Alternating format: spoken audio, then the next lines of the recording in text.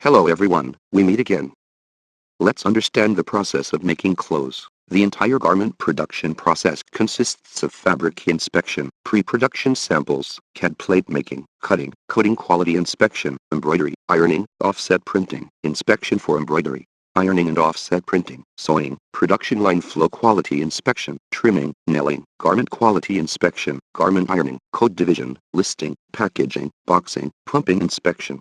Finished product storage and other steps. Before the production of the garment, the fabric and accessories will be inspected to ensure the quality of the materials. During the production process, floating inspection personnel are arranged for strict inspection. When the garment processing is completed, professional inspectors of finished product will be arranged to test the firmness of the garment, and if problems are found, they will be corrected in time. Before the delivery, the finished product inspection will be carried out in accordance with the International Inspection Standard AQL 2.5 to ensure that each batch of goods is 100% qualified.